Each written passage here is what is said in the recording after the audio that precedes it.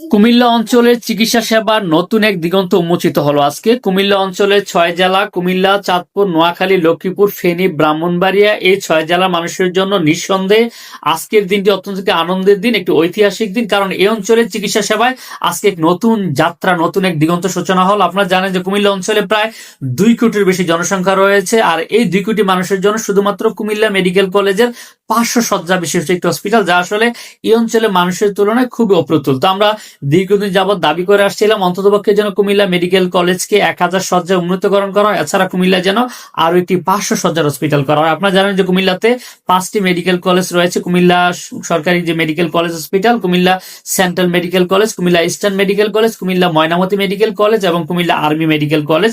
Comilla army medical কলেজটি 2015 সালে 11 জানুয়ারি Comilla cantonment এলাকায় যাত্রা শুরু করেছিল অস্থায়ী ক্যাম্পাসের মধ্য দিয়ে। তখনকার সময় আমাদের কুমিল্লার গর্ব, কুমিল্লার কৃতি সন্তান, তখনকার সেনাপ্রধান যিনি ইকবাল করিম ভূঁইয়া, যাকে বর্তমান প্রজন্ম চিনে আইকিবি নামে, উনি আমাদের কুমিল্লার জন্য একটি মেডিকেল কলেজ এবং একটি ইঞ্জিনিয়ারিং বিশ্ববিদ্যালয় কুমিল্লাতে স্থাপন করেছিলেন, যেই মেডিকেল কলেজটি কুমিল্লা আর্মি মেডিকেল কলেজ। তো কুমিল্লা আর্মি মেডিকেল কলেজের আজকে নিজস্ব ক্যাম্পাসের উদ্বোধন করলেন বাংলাদেশের বর্তমান সেনাপ্রধান ওয়াকারুজ্জামান। এছাড়া কুমিল্লা এই অঞ্চলের মানুষের দীর্ঘদিন একটি দাবি ছিল যেন 500 শয্যার একটি হসপিটাল করা হয়। তো আজকে সেনাপ্রধান ওয়াকারুজ্জামান কুমিল্লার সেনানিবাস এলাকায় একটি 500 শয্যার মেডিকেল কলেজ হসপিটালের ভিত্তিপ্রস্তর স্থাপন করেছে।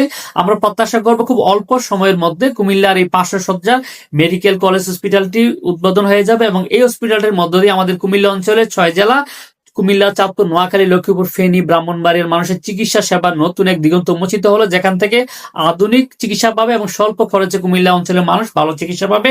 তো আমার কাছে মনে হয় এই দিনটি আসলে আমাদের অঞ্চলের মানুষের জন্য খুবই একটি ঐতিহাসিক দিন, খুবই একটি আনন্দের দিন।